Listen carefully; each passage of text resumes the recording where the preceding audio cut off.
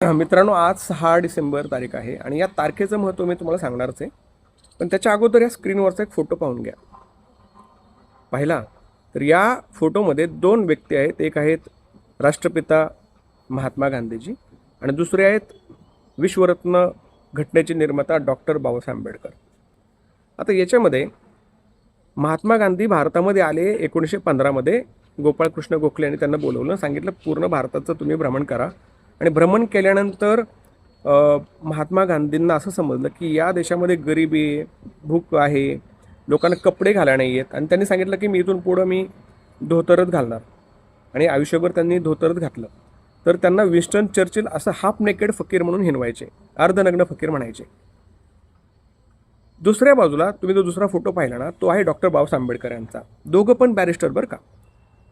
Doctor Babasaheb Ambedkar यांनी कष्टातून शिक्षण घेतलं आणि भारतात आल्यानंतर त्यांना कळलं की दलित समाजाची अवस्था अतिशय वाईट आहे, माणूस म्हणून त्यांना जगण्याचा अधिकार नाही आहे. आणि त्यांनी त्यांच्यात संघर्ष करायला सुरुवात केली.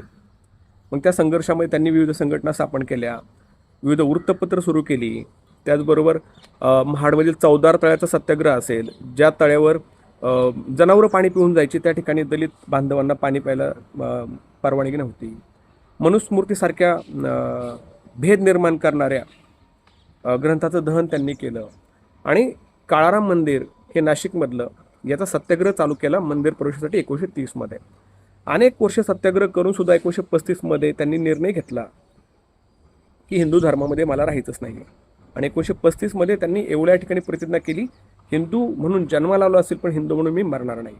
20 वर्ष सगळ्या धर्माचा तुलनात्मक अभ्यास करून बी आर आंबेडकर यांनी आपल्या लाखो अनुयायांसह नागपूरमधील दीक्षाभूमी या ठिकाणी बौद्ध धर्माचा स्वीकार केला.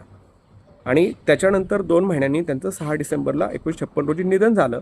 आणि बौद्ध धर्मामध्ये जर निधन झालं तर परिनिर्वाण म्हणतात, पण महान आत्म्याचं निधन झालं होतं, महामानवाचं निधन झालं होतं, म्हणून हा दिवस महापरिनिर्वाण दिन म्हणून समजला जातो. आता याच्यामध्ये जसं मी म्हटलं की डॉक्टर बाबासाहेब आंबेडकरांचा धर्म परिवर्तनाचा दिवस सोडता कोणत्याही फोटोमध्ये त्यांनी टाय कोट शिवाय मी त्यांना पाहिलेलं नाही आहे. असं का?